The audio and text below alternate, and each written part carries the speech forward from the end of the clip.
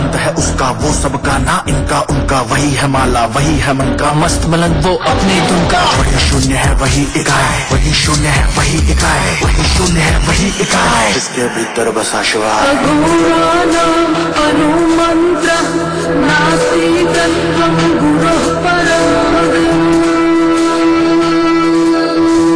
नगेन्द्रहाराय त्रिलोचनाय भस्मगंधाय महेश्वराय नित्याश्रुत्याय दिगंबराय तस्मै कराय नमः शिवाय। कोटला के कर्मयुद्ध की शुरुआत बहुत बेहतर हुई है, जहां पर एक बार फिर कप्तान महेंद्र सिंह धोनी ने धर्मशाला की तरह टॉस जीता है और पहले गेंदबाजी करने का मौका दिया है अपने गेंदबाजों को। और जिस तरह से खबरें आ रही थी कि पिच पर तेज गेंदबाजों को थोड़ी मदद देखने को मिली है, और जाहिर सी बात है जो भी कप्तान यहां पर टॉस जीता वो पहले गेंदबाजी करने का फैसला करता है। प्लेइंग 11 की बात करें तो भारतीय टीम की तरफ से कोई भी बदलाव नहीं किया गया है, और ये कई सालों से देखने को मिला है कि महेंद्र सिंह धोनी अपने विनिंग कॉम्बिनेशन में किसी भी तरह का कोई बदलाव नहीं करते। हालांकि विराट कोहली के साथ ये बात बिल्कुल उल्टी नजर आई थी टेस्ट क्रिकेट में, जब उन्होंने क्लीन स्वीप किया था न्यूजीलैंड के खिलाफ, और तब लगभग हर मैच के बाद उनके प्लेइंग 11 में बदलाव देखने को मिला था। लेकिन कम से कम दूसरे वनडे मैच में भारतीय टीम ने एक बार फिर टॉस जीता है, पहले गेंदबाजी का फैसला, और प्लेइंग 11 की बात करें तो कोई भी बदलाव देखने को नहीं मिला है।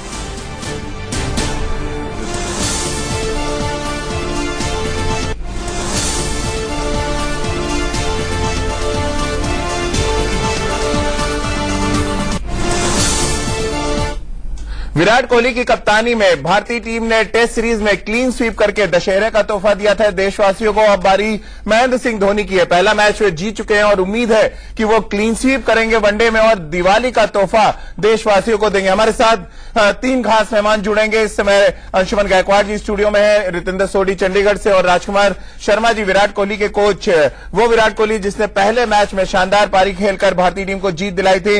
इन सभी से हम चर्चा इस बात को लेकर करेंगे कि ये टॉस कितना इंपॉर्टेंट है। और शुरुआत राजकुमार जी आपसे करें, आप कोटला की पिच को बहुत बेहतर तरीके से जानते हैं। एक इंपॉर्टेंट टॉस, और जिस तरह से खबरें आ रही थी कि थोड़ा सा स्विंग यहां पर देखने को मिलेगी और पेस बॉलर्स के लिए कुछ वहां पर मॉइस्चर है, थोड़ी सी नमी है, क्या ये एक बड़ा रीजन था टॉस जीतकर पहले गेंदबाजी करना?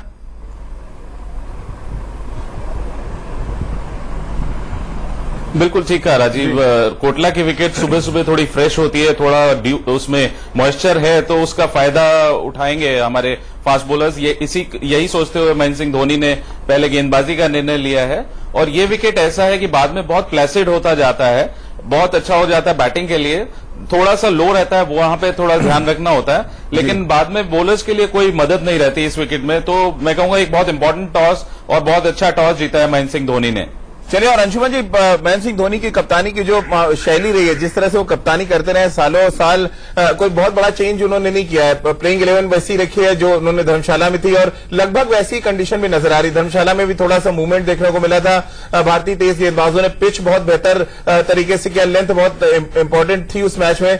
क्या ये सब देखकर टेम्प्ट हुई है टीम मैनेजमेंट की सेम प्लेइंग 11 खिलाते हैं? हालांकि उम्मीद की जा रही थी कि एक एक्स्ट्रा स्टीमर यहां पर खिला सकती है भारतीय टीम। राजीव, देखो, मैं तो समझता, जैसे आपने कहा कि अब महेंद्र सिंह धोनी एक चीज जरूर मानते हैं कि वो प्लेइंग 11 जो विनिंग कॉम्बिनेशन है चेंज नहीं करना चाहते, जो उन्हें वापस किया है। मगर साथ साथ में आप जो पूछ रहे हैं कि टॉस जीत के फील्डिंग करनी है, तो मेरे ख्याल से एक सही डिसीजन है। क्योंकि देखो, इनिशियली जैसे राजकुमार ने भी कहा, थोड़ी नमी रहती है, थोड़ी मॉइस्चर रहता है, तो थोड़ी गेंदबाजों को थोड़ी मदद भी मिलती है। मगर इम्पोर्टेंट चीज ये है, आप देखो धर्मशाला में जिस तरह से गेंदबाजी की, जैसी गेंद की वैसी गेंद इनको यहाँ पे करनी पड़ी। अब मैं कहना ये चाहता हूँ कि लाइन और लेंथ बहुत इंपॉर्टेंट रही। जी, एक नजर डालते हैं क्या कुछ होगी प्लेइंग 11 भारतीय टीम की। धर्मशाला में जो टीम खेली थी लगभग वही टीम खेलती नजर आएगी। आप देख सकते हैं रोहित शर्मा और अजिंक्य रहाणे पारी की शुरुआत करेंगे। नंबर 3 पर विराट, नंबर 4 पर मनीष पांडे, MS धोनी नंबर 5 पर आएंगे, केदार जाधव नंबर 6, और फिर हार्दिक पांड्या, अक्षर पटेल जैसे ऑलराउंडर, अमित मिश्रा, उमेश यादव और जसप्रीत बुमराह। ये है प्लेइंग 11। ये वही प्लेइंग 11 है जिसने धर्मशाला का धर्मयुद्ध जिताने में मदद की थी महेंद्र सिंह धोनी को। और अब बारी कोटला की कर्मयुद्ध की है, जहां पर ये वही धोनी के लड़ाके हैं जो मैदान पर नजर आएंगे। बैलेंस को लेकर हम यहां पर बात कर रहे हैं। और रितेंद्र, बैलेंस की बात करें, जिस तरह से सीम मूवमेंट मिला था और लास्ट के ओवर्स में थोड़ा सा स्ट्रगल करती नजर आई थी भारतीय टीम, क्या अच्छा नहीं होता एक सीमिंग ऑलराउंडर यहां पर खिलाया जाता? देखिए, अच्छा होता, हो भी सकता था कि अगर कोहली कप्तान होते शायद एक आधा चेंज मिलता देखने को, but at the same time MS Dhoni, हम उनको शुरू से जानते हैं, वो ज्यादा चेंजेस नहीं करते जब उनकी टीम जीत रही होती है। तो मुझे लगता है ये सही सोच भी है राजीव, चेंजेस की जरूरत नहीं है, बॉलिंग बड़ी अच्छी रही है और हमें ये नहीं भूलना चाहिए बॉलिंग हमारी इनएक्सपीरियंस है, लेकिन हमने 70 पे 7 कर दिया था धर्मशाला में। तो मुझे लगता है यहां भी कुछ ना कुछ ऐसा ना हो जाए अगर न्यूजीलैंड अच्छी बैटिंग नहीं करेगी, लेकिन भारतीय टीम को कंप्लेसेंट बिल्कुल नहीं होना चाहिए, ऊपर लगी हुई है और जस्ट न्यूजीलैंड को रन देना चाहिए। 11 साल से राजकुमार जी कोटला के मैदान पर हम हारे नहीं है और कोटला को आपसे बेहतर कोई नहीं समझता। जादू क्या करते हैं साहब कोटला में कि भारतीय टीम ही जीत कर आती है?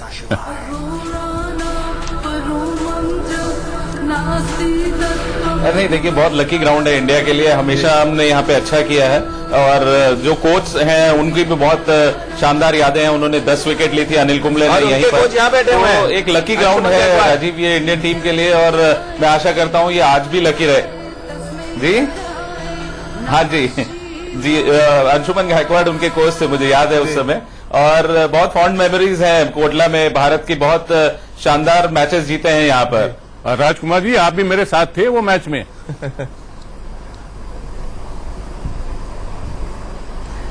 डेफिनेटली, मैं उस टाइम इंडियन टीम का लोकल मैनेजर था और अंशु भाई उस टाइम कोच थे इंडियन टीम के, तो बहुत यादगार क्षण है और बहुत एक अच्छी मेमोरी है कि हम लोग उस समय वहां थे जब अनिल कुंबले ने इतना बड़ा रिकॉर्ड बनाया था।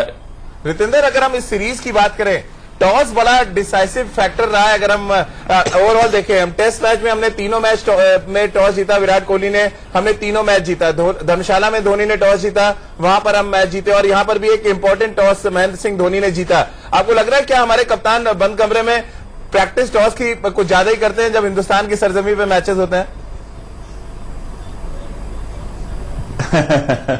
देखिए, ऐसा ही लग रहा है क्योंकि जिस तरह टॉस इंडियन टीम जीत रही है, क्योंकि बहुत बार होता है कि एक बार टॉस दूसरी टीम जीतती है, दूसरी बार दूसरी जीतती है, लेकिन यहाँ पे कंटिन्यूसली इंडियन टीम जीत रही है। लेकिन राजीव, अच्छी क्रिकेट तो खेलनी ही पड़ती है, लेकिन आपने बिल्कुल ठीक बोला, टॉस का एडवांटेज है क्योंकि अब भारत में कहीं ना कहीं सर्दी आ रही है, नॉर्थ इंडिया में मैचेस अभी हुए हैं, धर्मशाला में, दिल्ली में भी कहीं ना कहीं रात को ड्यू आ सकती है और भारतीय टीम की जिस तरह बॉलिंग इनएक्सपीरियंस है, मुझे नहीं लगता कि धोनी चाहते हैं कि इनएक्सपीरियंस बॉलिंग को प्रेशर में लाया जाए। तो आई थिंक पहले बॉलिंग कर रहे हैं और आज ऐसा लगता है भारतीय टीम का अपर हैंड होगा। और अंशुमन जी, अगर हम बात न्यूजीलैंड के टॉप ऑर्डर की करें, उनके लिए परेशानी है कि उनके जो टॉप 3 बैट्समैन है, रॉस टेलर, विलियमसन की बात करें और गुप्टिल, ये तीनों ही बैट्समैन आउट ऑफ फॉर्म है और हमारे जो तेज गेंदबाज हैं वो शायद समझ चुके हैं किस लेंथ पे न्यूजीलैंड के बल्लेबाजों को गेंदबाजी करनी है।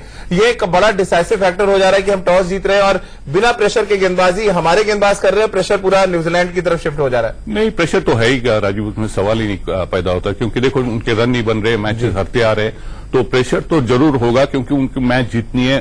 प्लेयर्स अच्छे हैं, उनके प्लेयर्स खराब नहीं है राजीव, और यही प्लेयर्स ने अच्छा दर्शाव किया है। आप ऑस्ट्रेलिया में देखो या तो साउथ अफ्रीका में देखो, सारी जगह पे अच्छा प्रदर्शन करके आए, मगर प्लानिंग जो है वो प्लानिंग बहुत इंपॉर्टेंट होती है। देखो फॉर्म बदलता है, कभी अच्छा होता है कभी बुरा होता है, मगर जो क्लास है, क्लास, ये सारे प्लेयर ने काफी रन बनाए अंतर्राष्ट्रीय क्रिकेट में। तो ये एक ही चीज देखनी कि किस तरह से ये अप्रोच करते हैं मेंटली और किस तरह से ये प्लानिंग करते हैं, साझेदारी करनी एक बहुत महत्व की बात है। जी रितेंद्र, कुछ कह रहे थे आप? देखिए, जिस तरह अंशु सर ने कहा राजीव, बिल्कुल मैं मानता हूं बहुत क्लास प्लेयर हैं न्यूजीलैंड में, लेकिन हमेशा से व्हाट आई फील कि क्रिकेट में कॉन्फिडेंस बहुत जरूरी है, मोमेंटम बहुत जरूरी है। और अजीब जिस तरह टेस्ट सीरीज में पस्त हो गए हैं, जिस तरह पहला वनडे हार गए हैं, और अगर आज भी अच्छा नहीं कर पाते तो कहीं ना कहीं आज शाम को न्यूजीलैंड ये सोचेगी कि ये टूर जल्दी जल्दी खत्म हो। तो आई थिंक कॉन्फिडेंस आज लाना बहुत जरूरी है और भारतीय टीम बिल्कुल नहीं चाहेगी कि न्यूजीलैंड का कॉन्फिडेंस वापस आए। लेकिन राजकुमार जी, अच्छी बात यह है न्यूजीलैंड के लिए कि धर्मशाला के बाद दूसरा ऐसा मौका है इस सीरीज में जहां पर कंडीशंस कम से कम उनके गेंदबाजों को फेवर करेंगी। क्या ये आइडियल ग्राउंड हो सकता है न्यूजीलैंड के लिए भी इस सीरीज में वापसी करने का?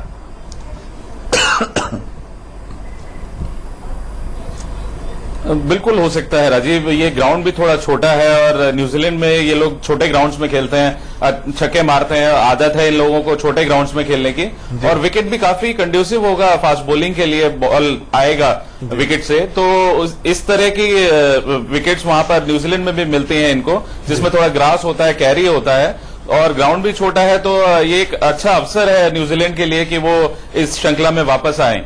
जी चलिए अब राजकुमार जी बने रहिए आप हमारे साथ, रितेंद्र और अंशुमन गायकवाड़ भी हमारे साथ बने हुए हैं। एक छोटे से ब्रेक के लिए रुक रहे हैं और ब्रेक के बाद जो वापस आएंगे बात उस सरप्राइज पैकेज की करेंगे जो पहले मैच में धोनी के लिए एक बड़ा हथियार साबित हुआ। क्या वो इस दूसरे वनडे मैच में छोटे मैदान पर एक बार बड़ा खिलाड़ी बनकर फिर सामने आएंगे? इस बात कोटला के कर्मयुद्ध की कर रहे हैं और अगर कोटला में भारतीय टीम मैच जीती है तो फिर क्लीन स्वीप का सपना महेंद्र सिंह धोनी का पूरा हो सकता है और यह सपना तभी पूरा होगा जब भारतीय गेंदबाज अच्छा प्रदर्शन करें, क्योंकि टॉस जीतने के बाद पहले गेंदबाजी का फैसला महेंद्र सिंह धोनी ने लिया। और अंशु जी, सरप्राइज पैकेज के रूप में सामने आए थे Hardik Pandya, man of the match बने। ये मैन ऑफ द मैच का जो प्रेशर है क्या हार्दिक पांड्या के ऊपर होगा या वैसे ही बिंदास नजर आएंगे? राजीव, मैंने पहले भी बताया आपको, ये बंदे को, ये क्रिकेटर को कोई फर्क नहीं पड़ता, उसके पास कोई प्रेशर जैसी बात नहीं है।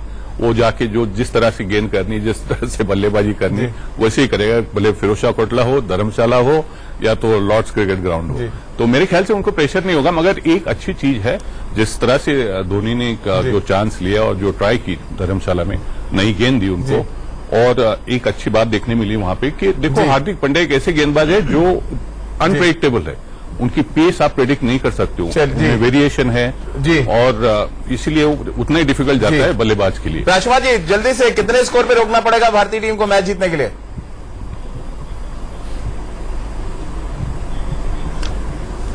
देखिए, मुझे लगता है कि 260, 270 तक इंडिया को चेस करने में प्रॉब्लम नहीं आएगी, लेकिन जिस तरह की गेंदबाजी इंडिया ने पिछले मैच में की है तो मुझे लगता है 225, 230 पे न्यूजीलैंड को आउट कर देना चाहिए। जी रितेंद्र?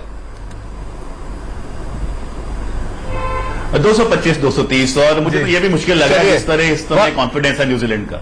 अंशु जी, फाइनल कमेंट आपका? नहीं, मेरे ख्याल से देखो 250, 260 तो जरूर बनेंगे। ये विकेट पे ग्राउंड छोटा है तो मेरे ख्याल से वो एक अच्छा टारगेट रहेगा भारतीय के लिए। चलिए, तो आप तीनों का बहुत बहुत शुक्रिया हमारे साथ जुड़ने के लिए। कोटला का मैदान छोटा है और इस छोटे मैदान पर बड़ा मैच जीतने के लिए आपको बड़ा प्रदर्शन करना पड़ेगा, जिसका इंतजार हम सबको है। हमारी